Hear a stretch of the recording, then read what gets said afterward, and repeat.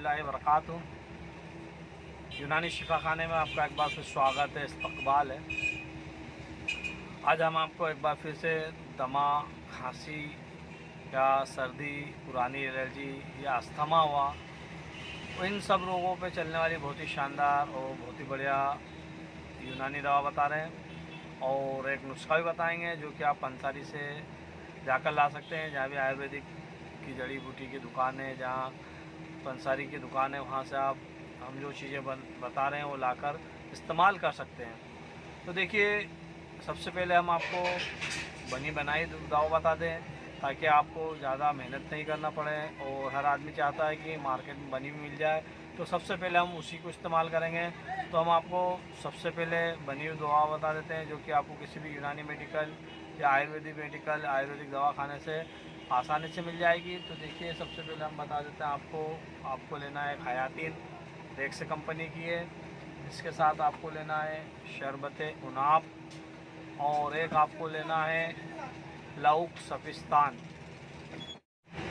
आप ये तीनों दवाई ले लीजिए। और इसे कैसे इस्तेमाल करना है हम ये भी बता देते हैं। आपको हयातीन सुबह शाम 10 से 20 ml तक के इस्तेमाल करना है। आप इसे गर्म पानी से इस्तेमाल कीजिए, रोज़ाना सुबह शाम 10 से 20 ml इस्तेमाल कीजिए। और शरबत उनाब ये 20-20 ml सुबह शाम आप इस्तेमाल कीजिए। और लौक सफिस्तान आपको गर्म पानी में चाय की तरह रोज़ाना सुबह खाली पेट इस्तेमाल करना है। आप इन तीनों दवाओं को रेगुलर इस्तेमाल कीजिए। कुछ ही दिनों में आपको दमा, सांस, एलर्जी में बहुत ही ज़्यादा फ़ायदा मिलने वाला है। इसके अलावा हम आपको जो बता दें कि आपको आयुर्वेदिक दुकान से यानी कि पंसारी की दुकान से क्या आइटम लाना है, तो उसके लिए आपको लाना है अलसी ले लीजिए आप 100 ग्राम। उसके बाद उनाब, आप ये पंसारी के यहाँ जाकर बोलेंगे कि हमें उनाब दे दीजिए, तो वो आपको उनाब भी दे देगा। 100 ग्राम उनाब ले लीजिए। और आपको लेना है 100 ग्राम पिपली। इसके अलावा एक आइटम और आपको लेना है, आपको एक आइटम लेना है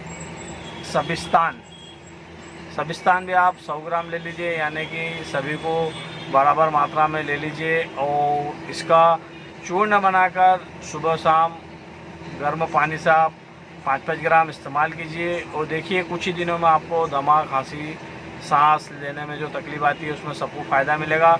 और अगर आपको फ़ायदा हो जाए तो दूसरों को ज़रूर बताइए ताकि दूसरे भी इसका फ़ायदा उठा सकें।